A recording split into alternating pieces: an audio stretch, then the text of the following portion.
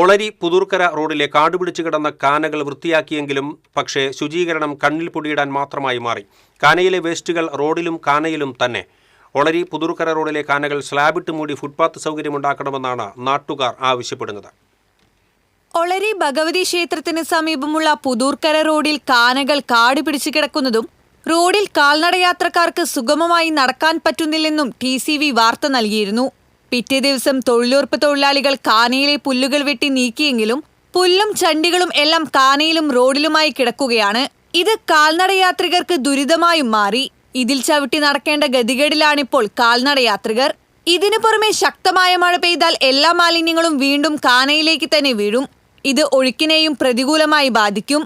തൊഴിലുറപ്പ് തൊഴിലാളികൾ ഏത് സ്ഥലത്ത് പുല്ല് ചെത്തിക്കഴിഞ്ഞാലും വേസ്റ്റ് പരിസരത്ത് തന്നെ കൂട്ടിയിട്ട് പോകുന്നത് സ്ഥിരം കാഴ്ചയാണ്.